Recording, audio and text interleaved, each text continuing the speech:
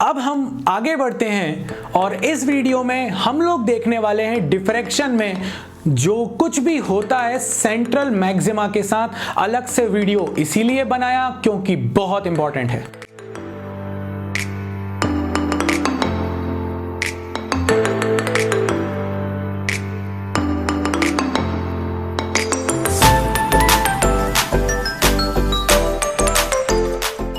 अभी तक के वीडियो में हम लोगों ने समझ लिया था पिछले वीडियो में कि किस तरह से डिफ्रैक्शन में पैटर्न बनना चाहिए या डिफ्रैक्शन में फ्रिंज विड्थ क्या होती है, एंगुलर विड्थ क्या होती है, एंगुलर पोजीशन क्या होती है, सेंट्रल से पोजीशन क्या होती है। अभी मैं बिल्कुल नॉर्मल अपने लिए समझ के लिए एक डायग्राम बना लिया कि ये मेरे पास एक स्लिट है और इस स्लिट से यहां से मेरे पास वेव्स आएंगी।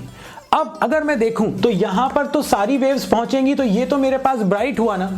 अगर इस सेंट्रल ब्राइट है, अब आप अगर दूर जाते जाएं थोड़ा तो पहली बार क्या मिलता है हमको, ब्राइट के बाद क्या मिलता है, डार्क। तो यहां पर आपको मिलेगा फर्स्ट डार्क, इस साइड भी फर्स्ट डार्क, और क्योंकि सिमेट्रिकली हर डायरेक्शन में रेज जाती हैं सेकेंडरी वेवलेट्स, याद आया हाइगन्स प्रिंसिपल, तो इस साइड भी तो हमारे पास एक फर्स्ट मिनिमा बनेगा। तो दोनों तरफ मेरे पास एक एक मिनिमा है। अगर दोनों साइड एक एक मिनिमा है तो मिनिमा के बीच में क्या है मेरे पास, ब्राइट, यानी कि इस पूरे रीजन में लाइट है और इस पूरे रीजन में राइट है, इसीलिए हम इसे बोलते हैं सेंट्रल मैक्सिमा। ये पूरे रीजन में सेंट्रल मैक्सिमा मिल रहा है। तो जो सेंट्रल मैक्सिमा है, सेंट्रल मैक्सिमा मेरा दोनों पोजीशन, दोनों मिनिमा के बीच में लाई कर रहा है। और मिनिमा की पोजीशन क्या होती है, फर्स्ट मिनिमा की पोजीशन याद है, पिछले वीडियो में निकाली है, theta n is n lambda by a. तो अगर फर्स्ट है तो एन की जगह 1, तो ये जो एंगल है मेरे पास ये हो जाएगा लैम्डा बाय ए, और सिमिलरली नीचे भी लैम्डा बाय ए। तो angular width of central maxima is equals to 2 into angular position of first minima which is lambda by a। तो ये आ गया 2 into lambda by a। अब आ जाते हैं हम एंगुलर विड्थ पे। तो वही सिंपल लॉजिक है भाई, इस तरफ जाएंगे और इस तरफ जाएंगे, तो ये यहां सेंटर से पहले मिनिमा के लिए जो विड्थ आती है मेरे पास वो आती है लैम्डा डी बाय ए। अभी हमने निकाला था एन लैम्डा डी बाय ए क्या होता है nth वाले के लिए, तो पहले के लिए क्या हो जाएगा n lambda by A, n की जगह 1। दूसरे के लिए भी यहां पे क्या हो जाएगा लैम्डा डी बाय ए यहां तक। तो टोटल विड्थ क्या हो गई मेरे पास 2 लैम्डा डी बाय ए, यानी twice of normal fringe width. तो सेंट्रल वाले के लिए फ्रिंज विड्थ आ जाएगी 2 लैम्डा डी बाय ए। बिल्कुल क्लियर लॉजिक है, कोई इसमें इश्यू ही नहीं है। अब आ जाते हैं हम इसका इंटेंसिटी पैटर्न। इंटरफेरेंस में इंटेंसिटी पैटर्न क्या होता है, बिल्कुल इक्वल इंटेंसिटी होती है, वो कम नहीं होती इंटेंसिटी हमारी। बट यहां पर अगर हम देखें तो यहां पर मेरी इंटेंसिटी कंटिन्यूअसली कम हो रही है। मतलब सेंट्रल देखो ये लैम्डा बाय ए और ये माइनस लैम्डा बाय ए, यानी कितना हो गया 2 लैम्डा बाय ए। हम बना रहे हैं angular position versus intensity versus angular position का ग्राफ। तो इंटेंसिटी वर्सेस एंगुलर पोजीशन में पहले वाले मिनिमा की पोजीशन क्या होती है लैम्डा बाय, फिर 2 लैम्डा बाय, फिर 3 लैम्डा बाय। देखो मिनिमा बन रहा है ना, जीरो इंटेंसिटी। अगर यहां देखें तो माइनस लैम्डा बाय, बस सेम सिमेट्री वाला। अब ये देखो मैक्सिमा इंटेंसिटी ट्वाइस विड्थ हो गई। उसके बाद देखो अगला मिनिमा के बाद नेक्स्ट ये लैम्डा बाय ए है, इन दोनों के बीच की distance 2 lambda by a minus lambda by a. बाद में तो हाफ हो गई थी ना, बस विड्थ जो थी सेंट्रल वाले की डबल थी। अब देखो इंटेंसिटी कम, फिर ग्रेजुअली और कम, फिर ग्रेजुअली और कम, यानी कि मेरी इंटेंसिटी ग्रेजुअली कम होती चली जा रही है। ऐसा क्यों होता है, ये वो जो मैंने कहा था ना पुराने वीडियो में कि लास्ट में बताऊंगा कि ऐसा क्यों हो रहा है, वो अब आता है। अगर नहीं समझना है तो यहां रोक दो वीडियो को। इंटेंसिटी पैटर्न समझ में आ गया, सेंट्रल मैक्सिमा की बात समझ में आ गई है, पुरानी वाली बात समझ में आ गई है। मगर अगर तुम थोड़ा सा डिटेल में जाना चाहते हो तो आगे बढ़ते हैं, पहले पॉज करो और नोट करो।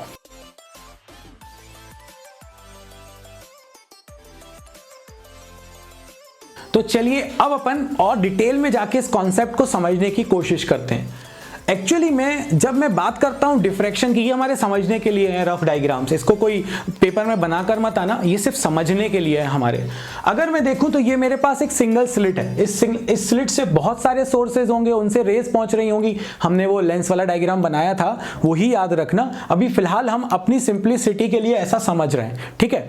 अगर मेरे पास रेज जाती हैं, लेंस बना देता, वो पैरेलल मिल जाती, कोई इश्यू नहीं। अब अगर हम देखें तो बेसिकली ये जो सेकंड वाली रे है ये कितना एक्स्ट्रा चल रही है, ये डेल्टा, क्योंकि मैंने यहां से परपेंडिकुलर ड्रॉप किया।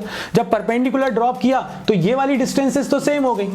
अब ये दोनों रेस तो इतना सेम चल रही है मगर ये इतना एक्स्ट्रा चल रही है, इसलिए ये पाथ डिफरेंस है। इंटरफेरेंस में फायदा क्या था, दो सोर्सेस थे मेरे पास, डिफ्रैक्शन में मेरे पास एक सोर्स है। अब मैं एक काम करता हूं, मैं याद करता हूं अपनी पुरानी कहानी को जो मुझसे कहती थी कि अगर पाथ डिफरेंस λ/2 का हो, 3 λ/2 का हो, 5 λ/2 का हो, इन सारे केसेस में मिनिमा बनता था ना, मिनिमा, बिल्कुल सही कह रहे हो, मिनिमा बनता था। और अगर delta lambda, 2 lambda, 3 lambda, 4 lambda, अगर लैम्डा का मल्टीपल होता था तो मैक्सिमा बनता था, याद है, सेम उस पर आ जाता। मेरा फिर से सजेशन है, प्रिंसिपल ऑफ सुपरपोजिशन को अच्छे से देख लो, मैंने बहुत डिटेल में बताया था। अगर अभी भी मेरी बात समझ में नहीं आ रही हो तो प्लीज उस वीडियो पे जाओ, उसको देखो, उसको देखने के बाद तुम्हें ये बहुत आसानी से समझ में आ जाएगा कि लैम्डा, 2 लैम्डा, 3 लैम्डा क्यों बोल रहे हैं सर बार बार। तो अगर वहां पर मैक्सिमा की कंडीशन ये थी तो मैं एक काम करता हूं, मैं ले लेता हूं आज पाथ डिफरेंस लैम्डा। तो मैंने ले लिया पाथ डिफरेंस लैम्डा, तो पहली बार के लिए मैंने पाथ डिफरेंस लैम्डा ले लिया। अब अकॉर्डिंग टू मेरी पुरानी थ्योरी मैक्सिमा बनना चाहिए था, अब अपन देखते हैं क्या बन रहा है। उसके लिए एक और हेल्प चाहिए, सिमिलर ट्राइंगल का लॉजिक। अगर मेरे पास एक बड़ा ट्राइंगल है, उसके अंदर एक और सिमिलर ट्राइंगल है, तो अगर ये ए था, ये बी था, तो अगर मैं इसको हाफ कर दूं, इस वर्टिकल साइड को a/2, तो ये विड्थ भी क्या हो जाएगी, b/2। रेशो हम लोग करते हैं ना ऑप्टिक्स में, अगर दो ट्राइंगल सिमिलर हो तो उनकी साइड्स का रेशियो सेम रहता है। देखो a/b is equal to a/2 upon b/2, है ना। तो अब यहां देखो, ये मेरे पास लैम्डा है, ठीक है, बिल्कुल सही कह रहे हैं सर आप। अगर ये लैम्डा है तो मैं इस पूरे वेव फ्रंट को, क्योंकि मुझे तो दो सोर्सेस चाहिए, दो वेव्स चाहिए ही चाहिए जो सुपर इंपोज करें। तो मैंने क्या किया, इस पूरे के पूरे वेव फ्रंट को जो मेरे पास यहां पर था उसको मैंने दो पार्ट में डिवाइड कर दिया, यानी कि एक सोर्सेस ऊपर, आधे सोर्सेस नीचे। और अगर ये लैम्डा है और अगर मैंने इक्वली डिवाइड किया तो ये λ/2 हो जाएगा कि नहीं। यानी कि यहां पर एक सोर्स है और यहां पर एक सोर्स है, तो इन दोनों के बीच में कितनी डिस्टेंस एक्स्ट्रा चलेगा, ये वाला सोर्स, नीचे वाला सोर्स, λ/2। अब देखो इसके नीचे एक सोर्स है, उसके जस्ट यहां पर भी इसके नीचे एक सोर्स होगा, तो वो भी कितनी एक्स्ट्रा डिस्टेंस चल रहा होगा, जस्ट उसके नीचे है ना। तो देखो λ/2, अगर एक और नीचे ले तो इसके जस्ट नीचे एक और होगा, उसकी भी पाथ डिफरेंस क्या होगा, λ/2। फिर से देखो, मैंने डिवाइड कर दिया दो पार्ट में अपने वेव फ्रंट को, ऊपर वाला पार्ट नीचे वाले पार्ट से यहां पे सुपर इंपोज हो रहा है। तो अगर मैं इस पॉइंट को देखूं तो इस पॉइंट और इस पॉइंट के बीच का पाथ डिफरेंस λ/2, इसी तरह से इसके नीचे वाले पॉइंट्स के बीच का भी λ/2, नेक्स्ट वाले पॉइंट का भी, अगर जितना नीचे आते जाएंगे उतना λ/2 ही रहेगा। तो हर ऊपर वाले वेव फ्रंट के पॉइंट्स के करस्पॉन्डिंग नीचे एक पॉइंट आ रहा है जिसका पाथ डिफरेंस λ/2 है। और अगर λ/2 है तो λ/2 पे तो मिनिमा बनता था ना। तो यहां दिख रहा है हमको लैम्डा, बट एक्चुअली में अगर मैं जब डिवाइड कर रहा हूं तो ऊपर वाले वेव फ्रंट और नीचे वाले के बीच में जो पाथ डिफरेंस आ रहा है वो पाथ डिफरेंस आ रहा है λ/2, यानी कि यहां बनना चाहिए मिनिमा। तो पाथ डिफरेंस जब एंड में हमारे पास लैम्डा है तो इंटरनली वो λ/2 हो रहा है, जिसकी वजह से यहां पे मिनिमा बन रहा है। तो वहां लैम्डा पे बन रहा था मैक्सिमा, यहां लैम्डा पे बन जाएगा मिनिमा। अब हम एक काम और करते हैं, अब मान लेता हूं कि मेरे पास जो पाथ डिफरेंस है वो 3 λ/2 है, क्योंकि हमारा यहां पे कहानी 3 λ/2 से ही शुरू होती है। तो अगर मैं 3 λ/2 लूं, क्योंकि λ/2 तो मिलना ही नहीं है, और λ/2 मिलेगा भी तो वो सेंट्रल के केस में ही फंस जाएंगे अपन।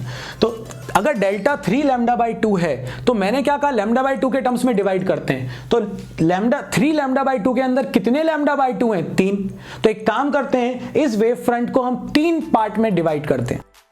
जब मैंने इसको 3 पार्ट में डिवाइड किया तो हर एक पार्ट λ/2 के पाथ डिफरेंस पे रहेगा, मतलब ये λ/2, ये 2 λ/2, ये 3 λ/2, 3 पार्ट में डिवाइड किया। अब अगर आप गौर से देखो तो ये जो ऊपर वाला पार्ट है और इसके नीचे वाला पार्ट है, इनके बीच का पाथ डिफरेंस कितना है, लैम्डा बाई 2, और लैम्डा बाई 2 है मतलब ये वाला पॉइंट इस पॉइंट को खत्म कर देगा, क्योंकि लैम्डा बाई 2 पाथ डिफरेंस पे डिस्ट्रक्टिव इंटरफेरेंस हो रहा है। तो ये दोनों लैम्डा बाई 2, इसके नीचे भी लैम्डा बाई 2, तो ये दोनों पार्ट एक दूसरे को क्या कर देंगे, खत्म कर देंगे। बट इसको कोई बैलेंस करने वाला नहीं है। इसका मतलब है इस पॉइंट पर लाइट तो आएगी इस पार्ट के कारण, बट वो पूरे के पूरे वेव फ्रंट के कारण नहीं है, एक छोटे से पार्ट के कारण है, इसीलिए इंटेंसिटी कम हो गई। इसीलिए सेंट्रल के बाद जब मैं साइड में जा रहा था तो मेरी इंटेंसिटी कम होती चली जा रही थी। अगर मैं 5 लैम्डा बाई 2 लूं तो देखते हैं क्या होता है। 5 लैम्डा बाई 2 के टर्म्स में ब्रेक कर दो, कितने पार्ट में ब्रेक करोगे, 5 पार्ट में। अगर मैंने इसको 5 पार्ट में ब्रेक किया तो lambda by 2, 2 lambda by 2, 3 lambda by 2, 4 lambda by 2 और 5 लैम्डा बाई 2, मतलब लैम्डा बाई 2 के 5 पार्ट हैं। तो अगर हम देखें तो ये जो पहला पार्ट है और जो दूसरा पार्ट है उनके बीच का पाथ डिफरेंस लैम्डा बाई 2, तो ये पहले दोनों पार्ट एक दूसरे को खत्म कर देंगे। अगर मैं तीसरे पार्ट की तरफ जाऊं तो third part and fourth part, इनके बीच में कितना है, ये 2 लैम्डा बाई 2 है, ये 3 लैम्डा बाई 2 है, मतलब इनके बीच का गैप अगर निकालोगे डिफरेंस तो वो भी लैम्डा बाई 2 आएगा।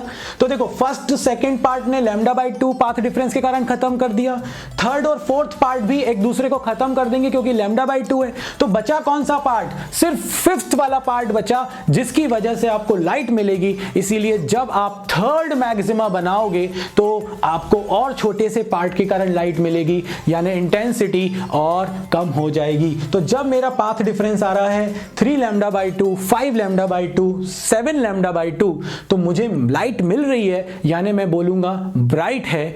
और जब वो लैम्डा, 2 लैम्डा, 3 लैम्डा का मल्टीपल आएगा तो वो खत्म हो रही हैं। ऐसे लैम्डा बाई 2 के इवन पार्ट्स बन रहे हैं जो कि खत्म कर देंगे एक दूसरे को। इसका मतलब है वहां पे बन रहा है डार्क। मैंने पूरी कोशिश करी कि आपको अंदर तक डिफ्रैक्शन समझ में आ जाए इस वीडियो में। नोट कर लो पहले, फिर आगे बात करते हैं।